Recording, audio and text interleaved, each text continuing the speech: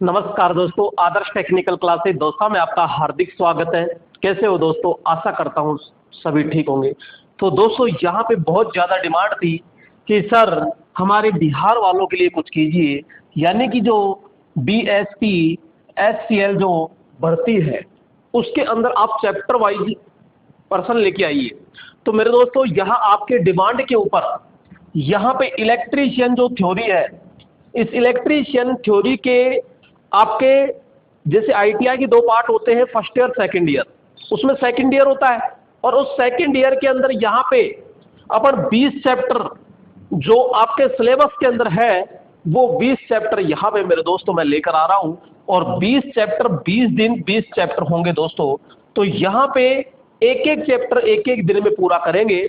अब इसमें कितने क्वेश्चन होंगे कितने क्वेश्चन नहीं होंगे इसका कोई अंदाजा नहीं होगा। जितने भी टॉप लेवल के क्वेश्चन रहेंगे वो 50 60 70 कितने भी क्वेश्चन हो सकते हैं, तो सारे क्वेश्चन अपन देखेंगे मेरे दोस्तों। और आपसे एक ही निवेदन है कि आप कुछ मत कीजिए, बस एक काम कीजिएगा, वीडियो को लाइक करके अपने दोस्तों को शेयर जरूर कर देना, क्योंकि जो इतनी मेहनत से मैं बना रहा हूं ताकि वो सभी दोस्तों तक वो पहुंचे और वो देख सके। और अपना जो ये परिवार है अभी बहुत छोटा है और इसको थोड़ा सा आपके सहयोग से बड़ा किया जा सके। तो दोस्तों आपसे निवेदन है कि इसको अपने दोस्तों तक शेयर जरूर करें। तो यहाँ पे 20 दिन 20 चैप्टर अपन ले रहे हैं और आज का जो पहला चैप्टर रहेगा वो रहेगा डीसी जनरेटर। कौन सा रहेगा मेरे दोस्तों?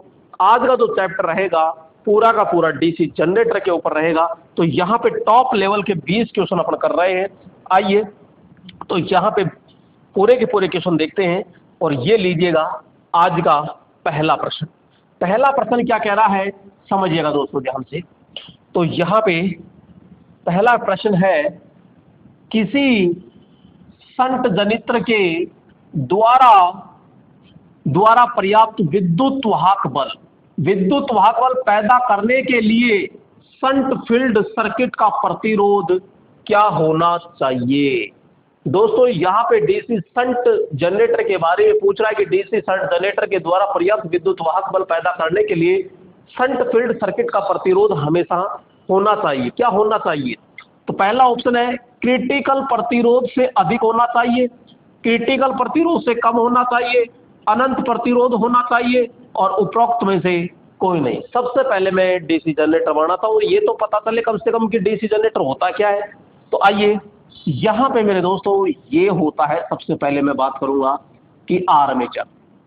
ये क्या हो गया? आर्मेचर। और आर्मेचर के जस्ट ऊपर लगाई जाती है क्या? ब्रश। तो यहाँ पे मेरे दोस्तों ये हो जाती है ब्रश। क्लियर? तो ये ब्रश हो गई। और ब्रश के बाद में यहाँ पे बात करेंगे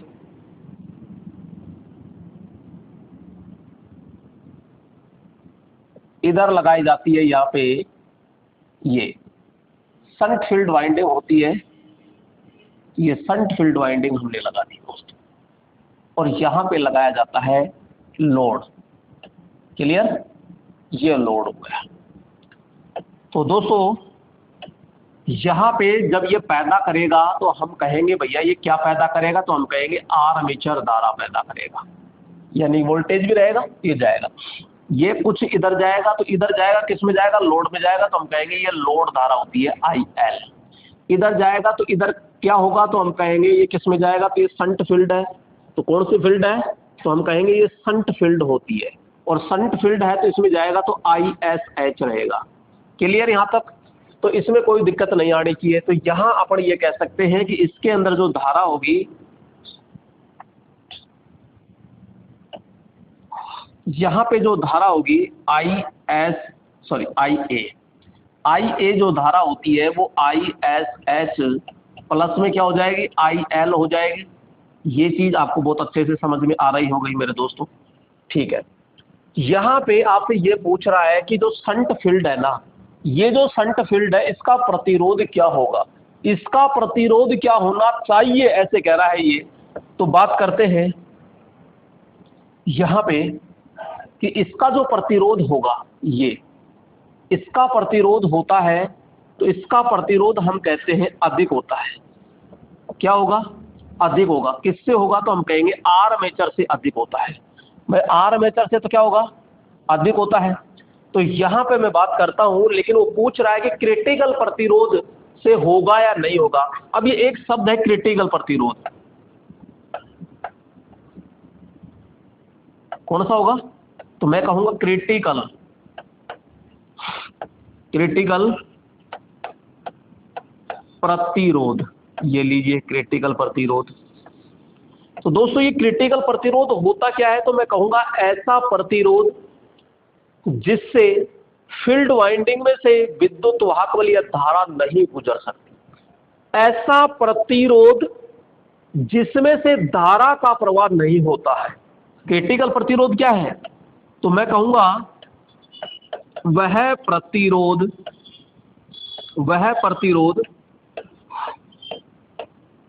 जिसमें धारा का प्रवाह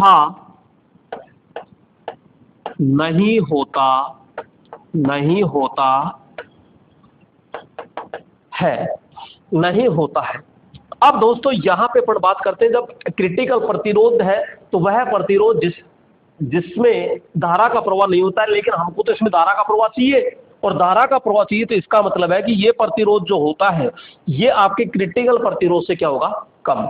तो यहां पे मैं कहूंगा कि आर्मेचर जो प्रतिरोध होता है ना भाई, यहां पे जो आर्मेचर प्रतिरोध होता है, ये आर्मेचर प्रतिरोध क्रिटिकल प्रतिरोध से क्या होगा, जो क्रिटिकल प्रतिरोध है उससे क्या होगा, कम होता है। यहां पे क्या कहेंगे, क्रिटिकल प्रतिरोध से कम होता है, यानी क्रिटिकल प्रतिरोध से कम होता है। तो राइट ऑप्शन क्या हो जाएगा यहाँ पे, बी ऑप्शन होता है। बोलो आप दोस्तों, आपको अच्छे से समझ में आया होगा। क्रिटिकल प्रतिरोध क्या है, वह प्रतिरोध जिसमें से धारा का प्रवाह बिल्कुल भी नहीं होता है, तो वो क्रिटिकल प्रतिरोध कहलाता है। और यहाँ डीसी शंट जनरेटर के अंदर जो क्रिटिकल यानी जो इसमें से प्रतिरोध होगा, तो वो पहले ही कह रहा है शंट प्रतिरोध का प्रतिरोध विद्युत वाहक बल पैदा करने के लिए शंट फील्ड सर्किट का प्रतिरोध हमेशा कैसा होना चाहिए, तो क्रिटिकल प्रतिरोध से हमेशा कम होना चाहिए। क्लियर दोस्तों, आइए अगले प्रश्न की ओर चलते हैं। और अगला प्रश्न आ चुका है आपके धमाकेदार, यहाँ पे 2 नंबर प्रश्न है। और 2 नंबर प्रश्न क्या कह रहा है, समझिएगा। डीसी मशीन की चाल का मतलब क्या है दोस्तों, यहाँ पे गति। चाल का मतलब क्या है, गति यदि दुगनी कर दी जाए और फ्लक्स स्थिर रहे तब उत्पन्न ईएमएफ क्या होगा। डीसी मशीन का मतलब है, तो यहां पे उत्पन्न ईएमएफ क्या होगा, तो उत्पन्न ईएमएफ इसका मतलब है कि जनरेटर के बारे में बात कर रहा है, क्योंकि उत्पन्न ईएमएफ तो अपरिवर्तित रहेगा, दुगना हो जाएगा, आधा रह जाएगा, इनमें से कोई नहीं, कि कोई दिक्कत नहीं है। हमको बस एक फॉर्मूला याद है, क्या, E बराबर phi Z N P upon में 60A। बोलो दोस्तों याद है कि नहीं है, तो मैं कहूंगा याद है। तो यहां तक मेरे ख्याल से बिल्कुल भी दिक्कत नहीं आनी चाहिए। तो दोस्तों फाई का मतलब होता है चुंबकीय फ्लक्स। अब ये कह रहा है कि चुंबकीय फ्लक्स तो दोस्तों क्या होना चाहिए, बिल्कुल स्थिर होना चाहिए, क्योंकि इसमें पी क्या रहता है, तो मैं कहूंगा देखो जो पी रहता है ना, ये आपका नियत रहता है, जेड भी नियत रहता है, ए नियत रहता है, और 60 भी नियत रहता है। अब उसने एक बात पहले ही कह दी कि फ्लक्स स्थिर रहे, यानी ये फ्लक्स को भी स्थिर कर दिया, तो बचा कौन फिर, ईएमएफ समानुपाती कौन है, गति। और अब कह रहा है क्या, कि चाल को दुगनी कर दी जाए तो उत्पन्न ईएमएफ क्या होगा। मेरे दोस्तों अगर इसको चाल को दुगनी कर रहा है तो ईएमएफ भी क्या हो जाएगा, दुगना होता है। तो अपन सीधा क्या कहेंगे कि दोस्तों यहाँ पे दुगना हो जाता है। यहाँ पे ई का मतलब क्या है, उत्पन्न ईएमएफ होता है, फाई का मतलब होता है चुंबकीय फ्लक्स, यहाँ पे जेड का मतलब होता है चालकों की संख्या, एन का मतलब होता है कितनी गति से घूम रहा है, पी का मतलब होता है यहाँ पे पोलों की संख्या, और 60 इंटू ए का मतलब होता है समांतर पथों की संख्या। तो बोलो राइट ऑप्शन क्या हो जाएगा, यहाँ पे 2 हो जाएगा, यानी कि ये बी ऑप्शन हो जाएगा। तो यहाँ बिल्कुल भी आपको दोस्तों बिल्कुल दिक्कत नहीं आने वाली है। आइए नेक्स्ट नंबर 3 प्रश्न है, छोटी मशीन के ब्रश कौन से पदार्थ के बने होते हैं? तो दोस्तों यहाँ पे छोटी जो ब्रश होती है, उस छोटी ब्रश के जो छोटी ब्रश होती है वो कौन से पदार्थ के बने होते हैं? मैं बात करूंगा यहाँ पे ब्रश, और ब्रश किसकी बात कर रहा है ये? तो यहाँ पे हमारा होता है, ये देखो ध्यान से, ये तो होता है आर्मेचर। आर्मेचर के जस्ट पास में यहाँ पे होता है ये आपका कम्यूटेटर। ये क्या होता है? इस प्रकार से कम्यूटेटर होता है। और कम्यूटेटर के पास में जस्ट क्या होती है? फिर यहाँ पे बात करते हैं, ये होती है मेरे दोस्तों क्या? शाफ्ट। तो इधर भी शाफ्ट होगी, तो अब ब्रश कहाँ लगी होती है? तो ब्रश लगी होती है ये दो क्या होती है यहाँ पे? ये ब्रश होती है, और ये पिगटेल निकलती है इधर, और यहाँ पे ये लोड के पास आ जाती है। तो दोस्तों यहाँ पे आपसे पूछा जाएगा ये क्या है? तो मैं कहूँगा कि ये ही तो है ब्रश। ये क्या है? ब्रश। और ये क्या है? तो मैं कहूँगा कि ये है कम्यूटेटर। कम्यूटेटर, तो ये कम्यूटेटर है। और यहाँ पे आपसे पूछा जाए ये क्या है? तो मैं कहूँगा भैया ये है शाफ्ट। और ये क्या है? तो मैं कहूँगा ये है आर्मेचर। Armature, clear? ये आर्मेचर हो गया। और यहाँ पे ये होती है इसके अंदर वाइंडिंग। क्या होती है? वाइंडिंग होती है। तो आपको अच्छे से समझ में आ रहा होगा। अब ये पूछ रहा है कि जो ब्रश होती है, ये ब्रश छोटी मशीनों में ब्रश किसकी बनाई जाती है? तो वैसे तो ब्रश जो होती है ना, ये 4 प्रकार की बनती है। किसकी बनती है? 4 प्रकार की बनती है मेरे दोस्तों, ये चीज ध्यान रखना। अब यहाँ पे जैसे कि मैं कहूँ कि छोटी मोटर की अगर बात करता है, या छोटी मशीन की अगर बात करता है ना, छोटी मशीन, तो छोटी मशीनों में कार्बन की बनाते हैं मेरे दोस्तों। किसकी बनती है? तो यहाँ पे ये कार्बन पदार्थ की बनाई जाती है, कार्बन ब्रश। और यह कार्बन की जो बनाई जाती है ना, इसमें जो धारा घनत्व होता है वो 5 से 6 एम्पियर प्रति सेंटीमीटर स्क्वायर होता है। और सबसे अधिक इसी की प्रयोग करते हैं। तो हम कहेंगे सबसे अधिक, सबसे अधिक उपयोग, सबसे अधिक उपयोग किसके लेते हैं? कार्बन की ही ली जाती है दोस्तों।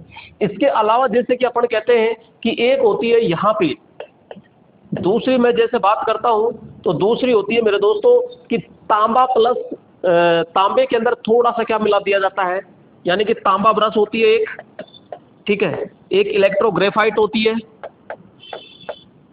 इलेक्ट्रो ग्रेफाइट, और एक होती है ओनली फॉर ग्रेफाइट, ग्रेफाइट। तो ये 4 प्रकार की यहाँ पे प्रयोग की जाती है, लेकिन सबसे ज्यादा जो प्रयोग की जाती है वो कौन सी होती है? छोटी मशीनों में हम कहेंगे भैया कार्बन की होती है। और बड़ी मशीनों में जो होती है, यहाँ पे बात पूछ ले कि बड़ी मशीनों में कौन सी होती है, तो तांबे की ब्रश हम प्रयोग करते हैं। क्लियर दोस्तों?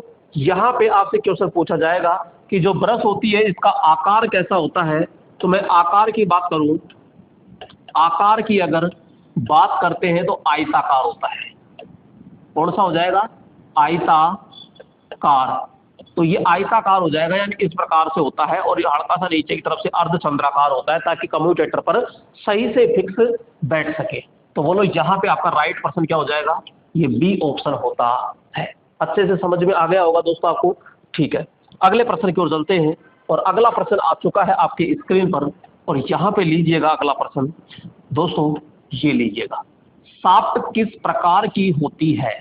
दोस्तों शाफ्ट किस प्रकार की होती है? अभी जस्ट आपने देखा था कि जो शाफ्ट होती है वो बिल्कुल सीधी, यानी कि इस तरह आपकी जो बिल्कुल सीधी होती है, कड़क होती है। तो ये चीज ध्यान रखिएगा। और ये किसकी बनी होती है? तो इसका आकार सबसे पहले पूछे, क्या पूछे? आकार। तो आकार पूछे तो हम क्या कहेंगे यहाँ पे? बेलनाकार। क्या? बेलनाकार इसका आकार होता है।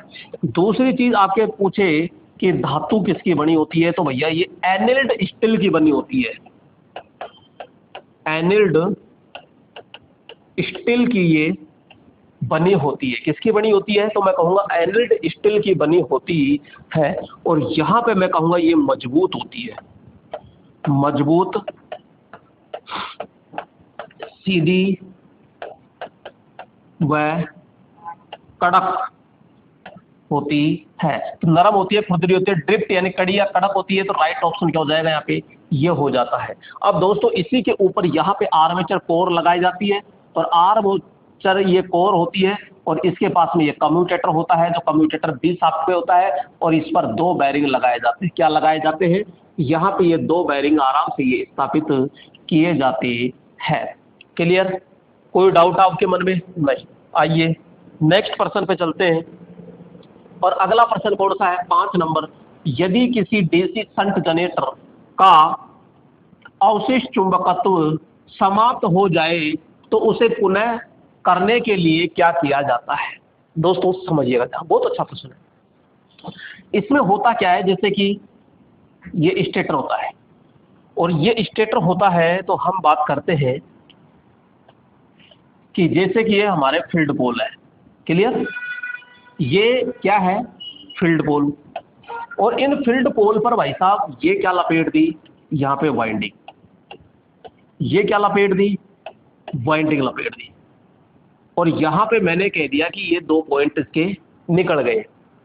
जब मैंने स्टार्टिंग पैदा की तो इसमें एक बार मैंने क्या कर दिया, डीसी सप्लाई दे दी, और यहाँ पे डीसी सप्लाई देकर के चुंबक बन गया साहब। चुंबक बन गया तो इसमें अवशिष्ट चुंबकत्व पैदा हो गया, अवशिष्ट चुंबकत्व पैदा हो गया, और आराम से भली भांति चल रहा था। लेकिन किसी कारणवश इसका अवशिष्ट चुंबकत्व क्या हो गया, समाप्त हो जाता है। अब क्या किया जाए? तो दोस्तों अवशिष्ट चुंबकत्व होता क्या है वो समझ लो पहले। तो मैंने कहा कि ये विद्युत चुंबक है, इसको फर्स्ट बार जैसे ही विद्युत सप्लाई देते हैं तो ये चुंबक बनेगा। ठीक है, जैसे अपन सप्लाई हटा लेते हैं तो इसमें चुंबक का कुछ गुण रह जाता है। कुछ गुण क्या रह जाता है, इसमें चुंबक का कुछ गुण रह जाता है। जो रह जाता है उसी को कहते हैं अवशिष्ट चुंबकत्व कहते हैं। तो यहाँ पे अवशिष्ट चुंबकत्व होता है, और उसी के कारण जो बाद में ईएमएफ पैदा होता है वो ईएमएफ बढ़ता है। ठीक है, तो यहाँ पे बात कर रहे हैं कि अगर समाप्त क्यों हो गया इसकी बात पूछ ले, तो हम कहते हैं जब बहुत दिनों तक अगर आप इसको काम में नहीं ले रहे हो तो यहाँ पे इस डीसी जनरेटर के अंदर अवशिष्ट चुंबकत्व समाप्त हो जाता है।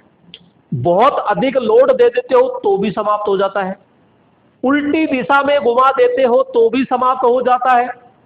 आर्मेचर या फिर फील्ड वाइंडिंग दोनों में से कोई भी शॉर्ट सर्किट हो जाता है तो भी इसका अवशिष्ट चुंबकत्व क्या हो जाता है, समाप्त हो जाता है। दोस्तों दोबारा पैदा करने के लिए इसको अलग से डीसी सप्लाई प्रदान करनी होती है, जिसे फ्लेसिस क्रिया या फ्लेसिंग क्रिया के नाम से जाना जाता है।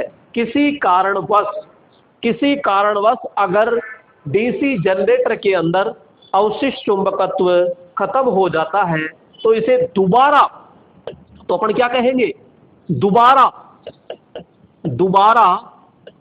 डीसी प्रदान करते हैं। दोबारा क्या करेंगे, डीसी प्रदान करते हैं। जनरेटर को शून्य लोड पर कुछ समय तक चलाना चाहिए। नहीं भाई साहब, चला के करे क्या भाई साहब, इसमें चुंबक की क्षेत्र नहीं है, कोराई घुमाए जाओ बीच में, ये हमारा बैठा है आर्मेचर, इसे घुमाए जाओ कितना ही, कुछ नहीं होगा। शंट फील्ड को कुछ मिनट के लिए बैटरी से संयोजित कर देना चाहिए। अरे तो यही तो हम कह रहे हैं कि भाई साहब इसको कैसे भी करके डीसी सप्लाई दे दो आप थोड़ी सी, और फिर इसके पास में जोश पैदा हो जाएगा।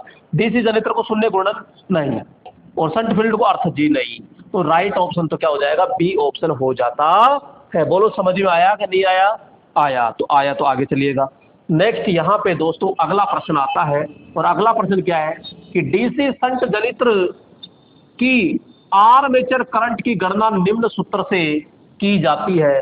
दोस्तों अगर आप कोशिश मन लगाकर पढ़ रहे हो तो इसका जवाब चुटकी में दे देना चाहिए, क्योंकि यहां पे वो चीज जो अब पूछ रहा है वो मैंने फर्स्ट क्वेश्चन में बता दी, फर्स्ट क्वेश्चन में लिख के बताया था, लिख रखा है। तो दोस्तों यहां पे डीसी शंट जनरेटर में आर्मेचर करंट, तो मैंने कहा था कि ये भाई साहब आर्मेचर, यहाँ पे 2 ब्रश होती है, और यहाँ पे हम कहते हैं ये हमारी फील्ड वाइंडिंग, ठीक है, और यहाँ पे ये लगा दिया हमने क्या, लोड। यही तो था, ये हमारी शंट फील्ड है, तो ये शंट फील्ड है, और शंट फील्ड है तो यहाँ पे सीधा सीधा हम कहते हैं कि ये पैदा करेगा, तो क्या पैदा करेगा? धारा। और कौन सी करेगा? आर्मेचर धारा। ये दो भागों में बढ़ जाती है ऐसे, इधर लोड में जाएगी तो हम कहेंगे IL होता है, इधर इसमें जाएगी तो हम कहेंगे ISH होता है। अरे तो अब ये पूछ क्या रहा है? तो आर्मेचर करंट ही तो पूछ रहा है, तो आर्मेचर करंट ये रही, तो आप कह दीजिए कि साहब आर्मेचर करंट जो है ये IL प्लस में ISH, ये लो, यही तो फॉर्मूला है, मैच कर लो। तो IAB का तो यही नहीं है, इसका ये नहीं है, IA बराबर IL और ISH, IL बराबर ISH, राइट ऑप्शन क्या हो जाएगा यहाँ पे? C ऑप्शन हो जाएगा। बोलो कोई डाउट है किसी को? नहीं, तो आराम से यहाँ से निकाला जा सकता है। क्लियर? यहाँ पे कोई डाउट नहीं होना चाहिए मेरे ख्याल से। दोस्तों इस DC शंट जनित्र की जो वोल्टेज होता है ना, वोल्टेज होता है उत्पन्न वोल्टेज हमेशा क्या रहता है? तो मैं कहूंगा हमेशा नियत रहता है। हमेशा कैसा रहता है? नियत होता है। और नियत होने के कारण इसे नियत वोल्टेज जनरेटर के नाम से भी जाना जाता है। आइए अगले प्रश्न पे चलते हैं दोस्तों, और अगला प्रश्न क्या कह रहा है? 7 नंबर। एक DC शंट जनित्र लोड को 15 एम्पियर प्रदान करता है यदि टर्मिनल वोल्टेज का मान 220 वोल्ट हो तथा शंट फील्ड का प्रतिरोध 220 ओम हो, तो आर्मेचर धारा ज्ञात कीजिए। अब वापस आर्मेचर धारा, लेकिन ये न्यूमेरिकल बन गया दोस्तों। अब आराम से एक एक पॉइंट को निकालिएगा तभी जाके निकलेगा, ऐसे नहीं निकलेगा। सबसे पहले तो यहाँ पे जैसे कि मैंने बनाया, ये आर्मेचर हो गया, ये ब्रश लगा दी, और ब्रश लगा करके यहाँ पे मैंने कहा कि भैया लोड, ये लो लोड, और यहाँ पे ये है शंट फील्ड, और ये इस तरह जोड़ दिया, ये लो। यहाँ पे बात करते हैं, ये है आपकी शंट फील्ड, ये आर्मेचर है। आर्मेचर है तो आर्मेचर धारा, और इधर जाएगी इसमें IL, और इसमें आ जाएगी ISH। यहाँ तक मुझे दिक्कत नहीं है। अब ये कह रहा है कि लोड को 15 एम्पियर धारा प्रदान कर रहा है, इसका मतलब है IL बराबर कितना आ गया? 15 एम्पियर। आगे कह रहा है यदि टर्मिनल वोल्टेज का मान 220 वोल्ट हो, यानी इस पे वोल्टेज कितना दे दिया? 220 वोल्ट दे दिया। आगे कह रहा है कि शंट फील्ड का प्रतिरोध, भाई साहब इसके अंदर जो प्रतिरोध है वो शंट फील्ड का प्रतिरोध, 220 ओम है। तो आर्मेचर धारा ज्ञात कीजिए। तो आर्मेचर IA बराबर आपसे ज्ञात करवा रहा है। अब दोस्तों सूत्र आर्मेचर करंट की बात करता है तो IL प्लस में ISH, यही तो रखना है, आराम से IA निकल जाएगा। अब IL तो हमारे पास है 15 एम्पियर, लेकिन ISH मिल जाए तो हम चुटकी में निकाल सकते हैं। अरे तो फिर दिक्कत कहाँ आ रही है? चुटकी में निकाल भी तो सकते हो, तो निकालिए ना। तो यहाँ पे मैं लिखूंगा ISH बराबर V बटा RSH, ऐसे निकाल सकता हूं मैं, I बराबर V बटा RSH। तो V मेरे पास में है, ये रहा, कितना है? 220, और RSH कितना है? ये रहा 220। तो बोलो कितना आया? 220 में 2 को 20 का भाग देंगे तो 1 एम्पियर आ गया दोस्तों ISH। तो मैं कहूंगा 1 एम्पियर ये आ गया, प्लस में IL कितना है? 15। अरे तो मेरे दोस्तों IA बराबर कितना हो जाएगा? तो मैं कहूंगा 16 एम्पियर, और यही तो राइट आंसर होगा, यानी 16 एम्पियर। बोलो समझ में आया कि नहीं आया? अरे इसमें ज्यादा कुछ नहीं था, लेकिन बस यही है कि हम अलग ही सोच बैठते हैं। आपको अलग नहीं सोचना है, ध्यान से पढ़ना है, इस चीज को ध्यान रखना है बस। हाँ जी दोस्तों, आइए अगले प्रश्न पे चलते हैं। और अगला प्रश्न क्या है? किसी DC जनित्र में प्रयुक्त इंटरपोल की ध्रुवता होगी। बहुत अच्छा प्रश्न है। घूर्णन की दिशा में गत पोल की ध्रुवता के समान, गत का मतलब होता है पिछले, घूर्णन की दिशा में आगामी पोल की ध्रुवता के समान उत्तरी पोल और दक्षिणी ध्रुव। दोस्तों समझिएगा, ध्यान पूर्वक समझिएगा, मैं तरीके से बना रहा हूं।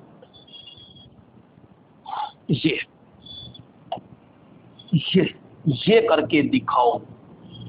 तो दोस्तों यहां पे ये मैंने बना दिया, ये क्लियर?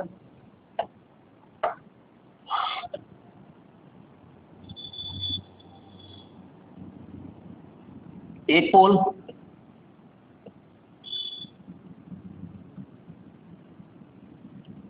ये दूसरा पोल,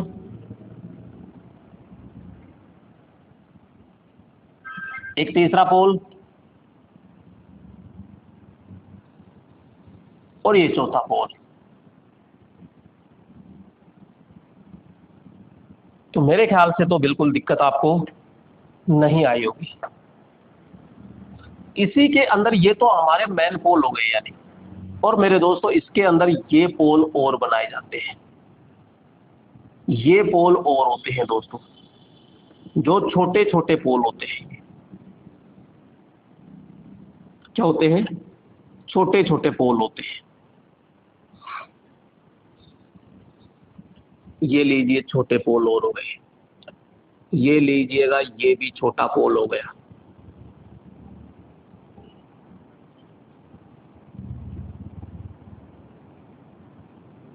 ये लीजिए। अब दोस्तों यहां पे हम बात करते हैं, यहां पे ये क्या है? तो हम कहेंगे ये तो है भैया फील्ड पोल। इसे क्या कहते हैं? फील्ड पोल कहते हैं। ये क्या है? तो इसे कहते हैं अपन क्या, इंटरपोल, इंटरपोल कहते हैं। ये अंतराध्रुव, और इस पे भी वाइंडिंग लपेटी जाती है। तो यहां पे ये जो वाइंडिंग होगी तो इसे इंटरपोल वाइंडिंग कहते हैं, इंटरपोल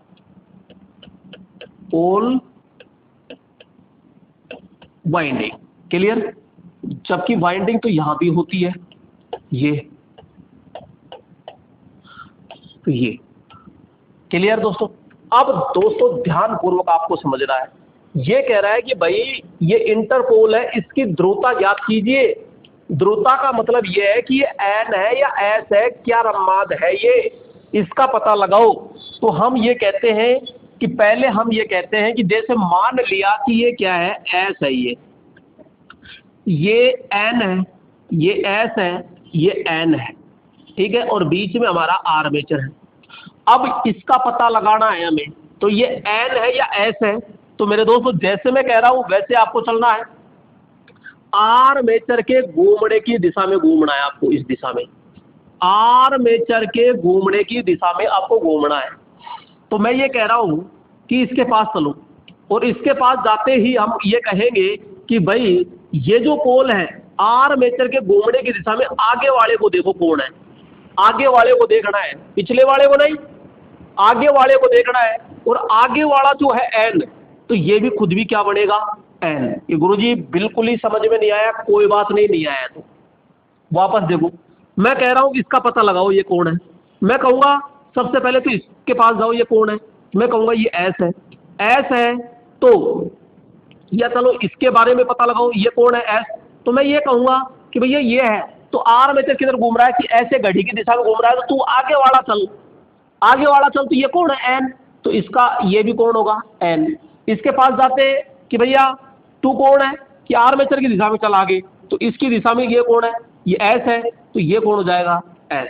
तो इस प्रकार से आता है। और डीसी मोटर के अंदर जस्ट उल्टा हो जाता है, यानी आर्मेचर इधर घूम रहा है और ये पीछे वाला लेता है। तो ये तो किसमें है, डीसी जनरेटर, डीसी जनरेटर के अंदर होता है।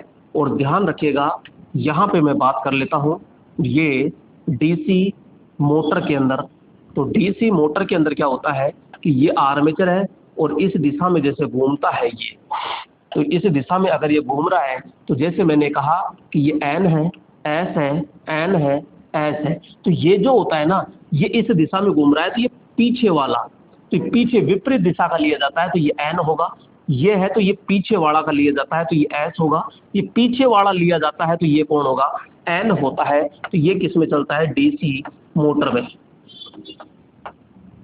किस में होता है, ये डीसी मोटर में होता है। तो अब देखो ध्यान से, डीसी मोटर में प्रयुक्त इंटरपोल की ध्रुवता कैसे है, तो मैं कहूंगा घूर्णन दिशा में आगामी पोल की ध्रुवता, आगामी का मतलब है आगे का पोल, आगे का पोल होता है, तो घूर्णन दिशा में आगामी पोल की ध्रुवता में होता है। तो राइट ऑप्शन क्या हो जाएगा, बी ऑप्शन हो जाता है। दोस्तों इसमें क्वेश्चन पूछा जाता है कि जो इंटरपोल होता है, इंटरपोल इंटरपोल होता है ना, वो आपके फील्ड पोल के बराबर होता है भैया, फील्ड पोल। तो फील्ड पोल के क्या होगा, बिल्कुल बराबर होता है। लेकिन ध्यान रखना, वाइंडिंग की अगर बात करते हैं तो वाइंडिंग 1 तिहाई होती है फील्ड वाइंडिंग के से। तो राइट ऑप्शन हो गया। आइए आगे चलते हैं और अगला प्रश्न क्या कह रहा है, अगले प्रश्न पे चलते हैं कि 1000 आरपीएम पर चलने वाला एक शंट जनरेटर 100 वोल्ट का ईएमएफ उत्पन्न करता है, ठीक है। यदि 1200 आरपीएम तक बढ़ जाती है तो उत्पन्न ईएमएफ ज्ञात कीजिए। दोस्तों यहां पे मैं बात कर रहा हूं कि जो गति है 1000, उस 1000 पे तो कितना है 100, और ये पूछ रहा है कि भाई 1200 इसको कर दी जाए तो यहां पे कितनी आएगी। भाई 1000 पे तो सॉरी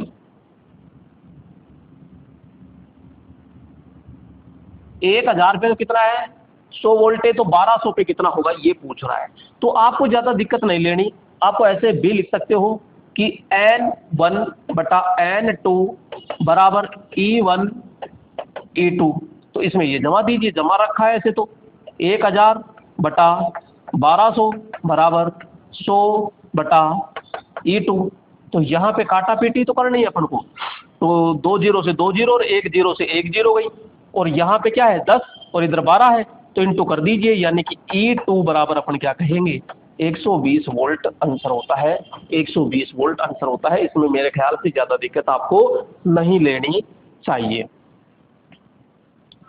ये क्या हुआ, चलो हाँ जी दोस्तों आपके लिए ये, अगर दोस्तों आप अभी तक भी कुछ नहीं पढ़ा है तो मेरे दोस्तों मेरे कहने से, क्योंकि यहाँ पे जो इलेक्ट्रीशियन थ्योरी है, इस इलेक्ट्रीशियन का बिल्कुल फाउंडेशन बेच है, और वो फाउंडेशन बेच मात्र कितने में है 599। लेकिन मेरे दोस्तों 599 में एक नहीं, दो नहीं, 3 सब्जेक्ट आपको मिलने वाली है।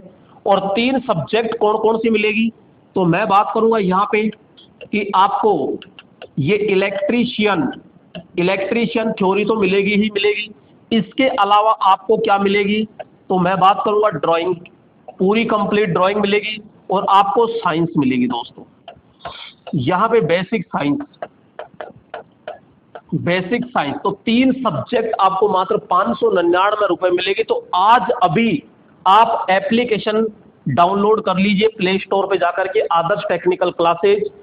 कोई अधिक जानकारी लेनी है तो आप इस नंबरों पे कॉल कर सकते हो। तो मेरे दोस्तों यहाँ पे क्योंकि इसके अंदर 0 लेवल से हाई लेवल तक बहुत अच्छे तरीके से समझाया जा रहा है, तो आप ये बैच आज ही ज्वाइन कर लीजिए दोस्तों, ठीक है। नेक्स्ट चलते हैं, आइए। तो यहाँ पे मेरे दोस्तों नंबर है नेक्स्ट 10%। डीसी जनरेटर की रेटिंग देते हैं। डीसी जनरेटर की रेटिंग किसमें होती है, तो यहाँ पे बात करते हैं दोस्तों। तो डीसी जनरेटर, इससे पहले जैसे कि मैं कहूँ कि दोस्तों अल्टरनेटर, क्या अल्टरनेटर कह दीजिए, या फिर मेरे दोस्तों ट्रांसफॉर्मर कह दीजिए। इन दोनों की ही जो रेटिंग होती है ना, वो किसमें होती है KVA के अंदर होती है। यहाँ आपसे पूछा जाएगा कि जो मोटर होती है, मोटर की जो रेटिंग होती है किसमें होती है HP, या आप कह सकते हो किलोवाट के अंदर होती है। नेक्स्ट दोस्तों यहाँ पे मैं बात करना चाहूँगा कि फ्रिज होता है, फ्रिज की रेटिंग किसमें होती है, तो मैं कहूँगा लीटर में होती है। नेक्स्ट मैं कहूँगा AC होती है घरों में वातानुकूलित, तो उसकी रेटिंग किसमें होती है टन में। मैं आपसे पूछूंगा कि जो प्रतिरोध होता है, प्रतिरोध की रेटिंग किसमें होती है, तो ध्यान रखना प्रतिरोध की रेटिंग होती है वाट में। किसमें होती है वाट में होती है। और आपसे पूछा जाए कि यहाँ पे डीसी जनरेटर की किसमें होती है, तो मैं कहूँगा भैया किलोवाट में होती है। किसमें होती है किलोवाट में। यहाँ पे मैं पूछूंगा आपसे कि आपका जो ऊर्जा मीटर होता है, क्या ऊर्जा मीटर होता है, तो ऊर्जा मीटर की रेटिंग किसमें होती है, तो KW एच में होती है। किस में होती है? KWH के अंदर होती है। तो यहाँ डीसी जनरेटर पूछ रहा है, तो डीसी जनरेटर किस में आ जाएगा? तो मैं कहूँगा ओनली फॉर किलोवाट में होती है। जो वाट होता है KVA, KWH, ये पूरी चीज़ मैंने आपको समझा दी है कौन किस में होता है। आइए अगले प्रश्न पे चलते हैं। और अगला प्रश्न आ चुका है 11 नंबर। एक डीसी सीरीज जनरेटर में डाइवर्टर के मान को बढ़ाकर अधिकतम किया जाता है तो उत्पन्न वोल्टेज क्या होगा? दोस्तों डाइवर्टर की बात कर रहे हैं कि डाइवर्टर होता है, सबसे पहले तो आप क्या कीजिए, यहाँ पे आर्मेचर हो गया, आर्मेचर हो गया तो यहाँ पे ये फील्ड वाइंडिंग हो गई, और फील्ड वाइंडिंग हो गई तो यहाँ पे लगा दीजिए लोड। लोड लगा दिया तो डाइवर्टर कहाँ लगेगा? तो हम कहेंगे समांतर क्रम में, और ये समांतर क्रम में एक डाइवर्टर लगा दिया दोस्तों ये, और डाइवर्टर लगा दिया जाता है। और कहा गया है कि इसका मान क्या कर दिया दोस्तों? कहा जा रहा है कि भाई इसका जो मान है वो क्या कर दिया? बढ़ाकर अधिकतम कर रहे हैं। इसका मान बढ़ाएंगे तो सीधी सी बात है, इधर से जैसे विद्युत आ रही है, इधर जा रही है और इसमें भी जा रही है, तो इसमें रुकेगी कि नहीं रुकेगी? तो मैं कहूँगा भाई इसमें तो कम हो गई।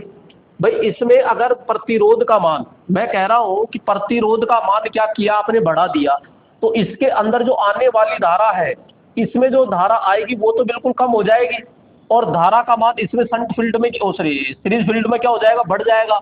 तो यहाँ पे मैं कहूँगा जो सीरीज धारा है, सीरीज धारा रहेगी वो सीरीज धारा बढ़ जाएगी। सीरीज धारा क्या हो जाएगी दोस्तों? बढ़ जाती है, और सीरीज धारा बढ़ जाएगी तो यहाँ फ्लक्स का मान भी क्या हो जाएगा? तो मैं कहूँगा फ्लक्स का मान भी क्या हो जाएगा? बढ़ जाता है। फ्लक्स का मान क्या हो जाएगा? साफ साफ कह रहा है कि डीसी जनरेटर डाइवर्टर का मान बढ़ाकर अधिकतम कर दिया जाता है। डाइवर्टर का मान बढ़ा दो, बढ़ा दिया, डाइवर्टर का मान बढ़ाएंगे तो डाइवर्टर में धारा क्या हो जाएगी? कम, लेकिन यहाँ पे धारा क्या हो जाएगी? ज़्यादा हो जाएगी। सीरीज धारा क्या हो जाएगी दोस्तों? बढ़ जाएगी। सीरीज धारा बढ़ जाएगी तो फ्लक्स का मान बढ़ जाएगा, और फ्लक्स का मान बढ़ जाता है तो जो उत्पन्न ईएमएफ है वो भी क्या हो जाता है?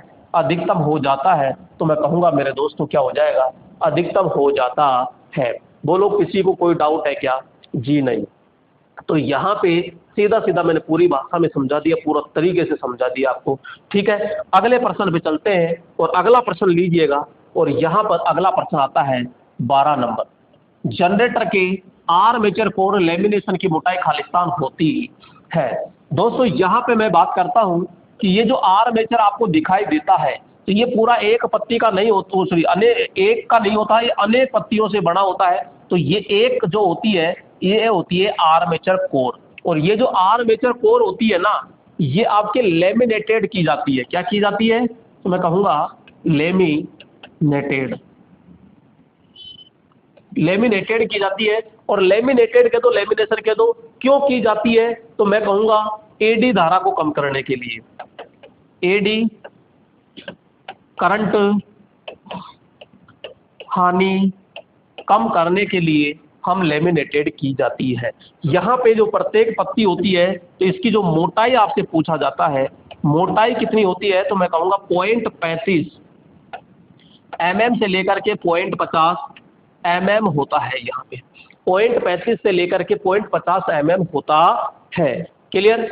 अब यहाँ पे एडी करंट, ये जो कोर होती है, ये कोर सिलिकॉन स्टील की बनाई जाती है। किसकी बनाई जाती है? तो मैं कहूँगा यहाँ पे सिलिकॉन स्टील, किसकी बनाई जाती है? सिलिकॉन स्टील की ये बनाई जाती है। क्लियर? और इसमें खांचे होते हैं, और इन खांचों में क्या डाली जाती है? फिर यहाँ पे वाइंडिंग डाली जाती है। तो राइट ऑप्शन क्या हो जाएगा? 0.35 से लेकर के 0.50, 0.35 हो गया, 0.40 है ये, तो 0.35, 0.50 हो गया, तो राइट ऑप्शन क्या हो जाएगा? यहाँ पे ए ऑप्शन होता है। क्लियर दोस्तों? आइए नेक्स्ट यहाँ पे चलते हैं 13 नंबर। आर्मेचर वाइंडिंग को निम्नलिखित में से कौन से विकल्प से आर्मेचर कोर के सही आकार और माप में वाइंड की जाती है? तो एनामेल्ड तांबे तार की होती है, एनामेल्ड एल्यूमिनियम तार की होती है, एल्यूमिनियम की होती है, और तांबे की तार की होती है। दोस्तों सीधी सी बात है कि यहाँ ये जो आर्मेचर होता है इसके खांचे होते हैं, और जब इसमें खांचे होते हैं तो हम ये कहते हैं कि भैया इसके अंदर क्या डालो? आप वाइंडिंग डाल लीजिए। तो ये जो आर्मेचर वाइंडिंग होती है ये किसकी बनी होती है? और या यहाँ पे ये कम्यूटेटर होता है, तो ये यहाँ पे जुड़ी होती है राइजिंग के द्वारा। तो यहाँ पे ये है आर्मेचर वाइंडिंग, आर्मेचर वाइंडिंग। तो ये आर्मेचर वाइंडिंग है। तो आर्मेचर वाइंडिंग ध्यान रखना, एक तो मोटे तार कम लपेट, ये दूसरी चीज ये किसकी बनी होती है, तो यह कहेंगे इनामेल्ड तांबा तार, या आप कह सकते हो विद्युत रोधी तांबा तार, विद्युत रोधी तांबा तार कह सकते हो। ठीक है, इनामेल या अलनीकृत भी आप कह सकते हो, अलनीकृत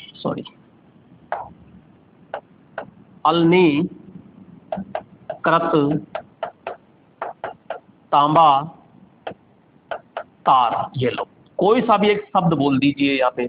आर्मेचर वाइंडिंग होती है तो इसका जो प्रतिरोध होता है, प्रतिरोध निम्न होता है। प्रतिरोध क्या होता है इसका, निम्न रखा जाता है। आर्मेचर वाइंडिंग का जो कार्य होता है, मैं बात करूंगा दोस्तों कार्य, तो इसका जो कार्य होगा वो कार्य क्या होता है, ईएमएफ उत्पन्न करना, ईएमएफ उत्पन्न करना होता है। तो ईएमएफ उत्पन्न करना होता है। तो यहाँ पे देख लीजिए एनामेल्ड तांबे तार की बनी होती है, तो पहला ही ऑप्शन क्या हो जाएगा यहाँ पे, राइट ऑप्शन होता है। क्लियर, वैसे पूरी जानकारी मैंने इसमें दे दी है। नेक्स्ट यहाँ पे बात करते हैं मेरे दोस्तों, शैथिल्य हानि खालिस्तान पर निर्भर होती है। दोस्तों यहाँ पे मैं आपको बताता हूँ, देखो डीसी जनरेटर में जो हानि होती है, तो यहाँ पे मैं बात करूंगा हानि दो प्रकार की होती है दोस्तों, यहाँ पे तीन प्रकार की होगी। यहाँ पे एक होती है आपकी ताम्र हानि, एक होती है आपकी लोह हानि, और एक होती है यहाँ पे यांत्रिक हानि। क्लियर, ये अब प्रेजेंट में पढ़ेंगे लोह हानि। ये लोह हानि दो प्रकार की होती है, एक होती है स्ट्रेसिस और एक होती है यहाँ पे कौन सी, तो मैं बात करूंगा भंवर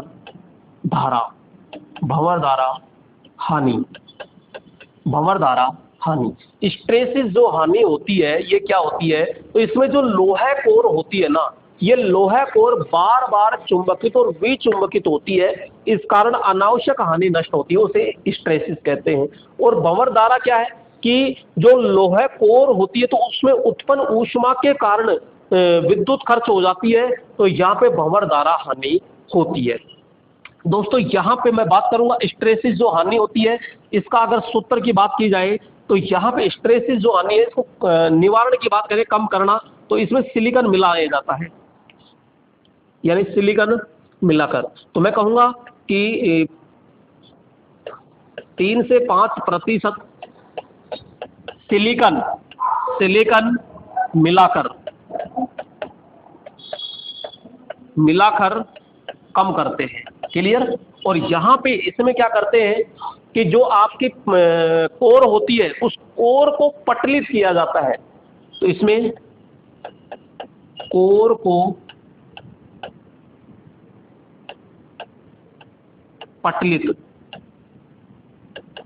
क्या किया जाता है, पटलित व लेमिनेशन।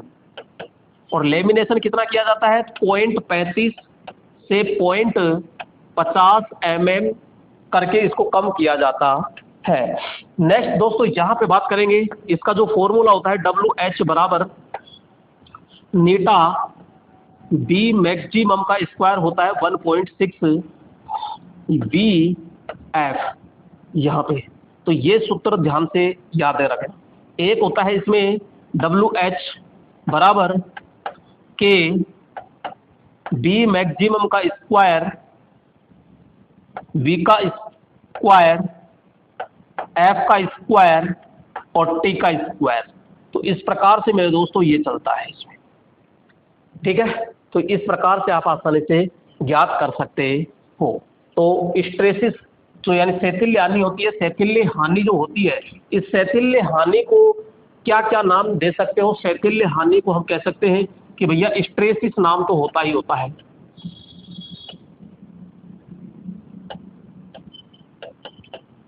स्ट्रेसिस, जिसे सेटिल्य कहते हैं, ठीक है। और यहाँ पे इसे मंदायन हानि भी कहते हैं। कौन सी? मंदायन। और जो एडी करंट होती है उसे अपन भंवर धारा कहते हैं और इसे फोकाल्टो हानि के नाम से जाना जाता है। तो सेटिल्य हानि खालिस्तान पर निर्भर करती है, पदार्थ के आयतन पर डिपेंड करती है, यहाँ पे विभोर आयतन पे, और पदार्थ के वर्ग पर डिपेंड करती है, और आवृत्ति पे डिपेंड करती है। तो भैया यहाँ पे आवृत्ति पे डिपेंड करती है, आयतन पे भी डिपेंड करती है, और यहाँ पे मैं कहूँगा चुंबकीय फ्लक्स घनत्व पे भी डिपेंड करती है, यानी इन सभी पर क्या करती है? निर्भर होती है। तो राइट ऑप्शन हो जाएगा यहाँ पे ये। दोस्तों यहाँ पे जो लोहा हानि होती है ना, लोहा हानि होती है, ये जो लोड होता है इस लोड पे बिल्कुल भी क्या होती है? निर्भर नहीं होती है। जो लोहा हानि होती है ये एक प्रकार की कौन सी हानि होती है? तो मैं कहूंगा ये नियत हानि होती है। कौन सी हानि होती है? नियत हानि होती है। जबकि हमारी ताम्र, ये ओनली फॉर, एक चीज और ध्यान रखना, ये जो होती है ये केवल एसी पर काम करती है, डीसी पर काम नहीं करती। लेकिन जो हमारी ताम्र हानि होती है ये एसी और डीसी दोनों पर कार्य करती है, और ताम्र हानि जो होती है ना ये लोड पर ही कार्य करती है। ताम्र हानि एक परिवर्तित हानि होती है। कौन सी होती है? परिवर्तित हानि होती है, परिवर्तित हानि होती है। ये चीज ध्यान रखिएगा दोस्तों। बोलो समझ में आ रहा है कि नहीं आ रहा है? आ रहा है तो एक बार लाइक जरूर कर दीजिएगा दोस्तों। हाँ जी, अगला है 15 नंबर। यदि एक डीसी मशीन में कुंडलियों में 72 चालकों का प्रयोग किया जाता है तो दिक् परिवर्तक खंडों की आवश्यकता कितनी होती है? अब दोस्तों समझिएगा ध्यान से।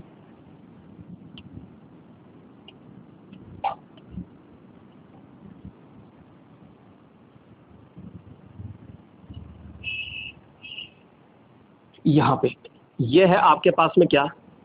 आर्मेचर। क्लियर? और मैं कहूंगा यहां पे भैया इसमें ये लपेट दी हमने वाइंडिंग, इसमें लपेट दी मेरे दोस्तों वाइंडिंग, इसमें हम कह रहे हैं कि हमने लपेट दी वाइंडिंग, और हम कह रहे हैं इसमें हमने लपेट दी वाइंडिंग, और इसको जोड़ा जाता है यहां, और इसको यहां पे जोड़ दिया। जो दोस्तों कम्यूटेटर के जिस भाग पर जोड़ा जाता है, कम्यूटेटर के जिस भाग पर जोड़ा जाता है उस भाग को क्या कहते हैं?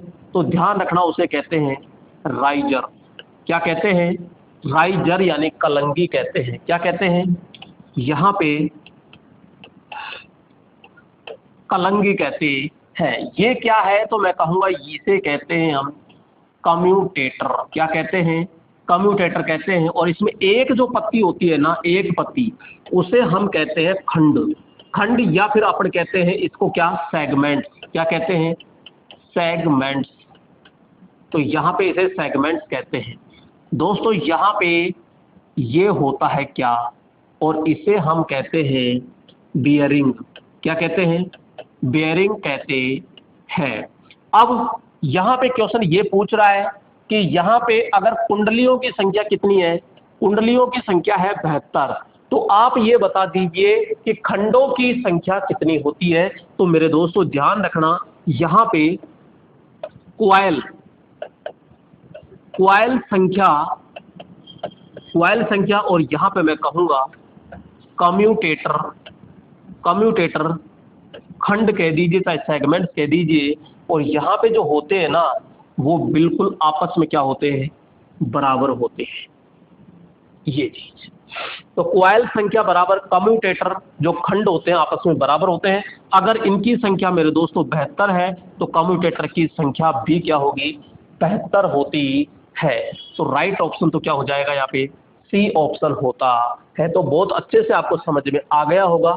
यहाँ पे किस पर जोड़ा जाता है? तो सोल्डरिंग के द्वारा जोड़ा जाता है और राइजर पर जोड़ा जाता है। यहाँ पे जो खंड होते हैं ये खंड किसके बने होते हैं? तो आपसे कहा जाएगा तो ये बने होते हैं कठोर तांबा। किसका बना होता है? तो मैं कहूंगा कठोर तांबे के ये बने होते हैं। आइए अगले प्रश्न पे चलते हैं। और अगला प्रश्न आ चुका है आपके पास में, किसी डीसी मशीन का घूमने वाला भाग क्या कहलाता है? तो दोस्तों डीसी मशीन का जो जस्ट अभी मैंने बताया कि ये बीच का जो भाग होता है ये आर्मेचर होता है, और आर्मेचर कहलाता है ये। जबकि आपसे एसी मशीन में पूछ ले, एसी मशीन में घूमने वाला, तो ध्यान रखना एसी मशीन में घूमने वाला जो होता है ना उसे हम कहते हैं रोटर कहते हैं, जबकि डीसी मशीन में क्या कहते हैं, यहाँ पे आर्मेचर कहते हैं। क्लियर? तो इसमें ज्यादा कोई दिक्कत नहीं है। आइए नेक्स्ट, गतिशील रूप से प्रेरित ईएमएफ के सिद्धांत का उपयोग खालिस्तान में होता है।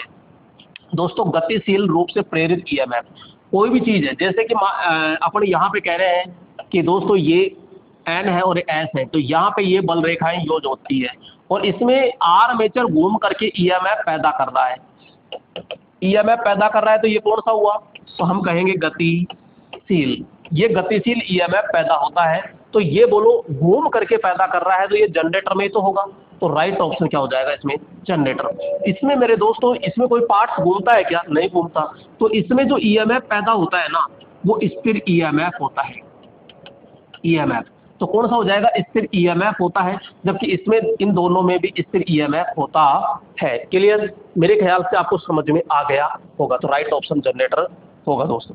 नेक्स्ट यहाँ पे बात करते हैं 18 नंबर कि डीसी जनरेटर में पोल सूज के साथ किस प्रकार बांधे जाता है, वेल्डिंग के द्वारा, ब्रेंजिंग के द्वारा, रिवेटिंग के द्वारा और काउंटर संक स्क्रू के द्वारा होता है। दोस्तों मैं पानी पी लेता हूँ, आप इसका जवाब दीजिएगा।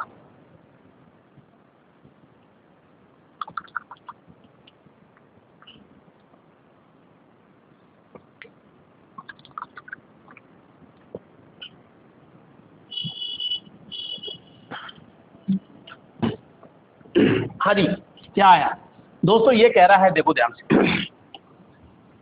ये स्टेटर, यहां पे मैं ये कह रहा हूं कि भैया ये है मेरा फील्ड पोल। क्लियर? ये फील्ड पोल है और यहां पे ये फील्ड पोल है, तो इसमें ये आपसे कह रहा है कि पोल सूज, तो पोल सूज क्या होता है, तो पोल सूज होता है ये, पोल सूज होता है ये, तो ये जो भाग लगा होता है ना इसे हम कहते हैं क्या, इसे सू कहते हैं, केवल सू, पोल सू कह दीजिए, चलो इसे क्या कहते हैं, पोल सू कहते हैं। अब ये कैसे लगा होता है, तो मेरे दोस्तों यहां से आर पार पेच होता है, क्या होता है, तो यहां पे अपन कहते हैं भैया ये पेच लगे होते हैं, और ये जो पेच लगे होते हैं इनको कहते हैं काउंटर संक स्क्रू, काउंटर संक स्क्रू कहते हैं। हिंदी में बोले तो प्रतिमज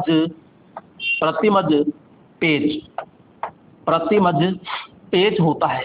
ये क्यों लगाया जाता है, कार्य, तो मैं कहूंगा पहला कार्य तो यह है कि जो यहाँ पे वाइंडिंग होती है ना, ये वाइंडिंग बाहर की ओर न निकले, यानी वाइंडिंग को रोकना, तो मैं कहूंगा वाइंडिंग को रोकना होता है। दूसरा होता है कि जो चुंबकीय फ्लक्स होता है, फ्लक्स को फैलाना, फ्लक्स को समान रूप से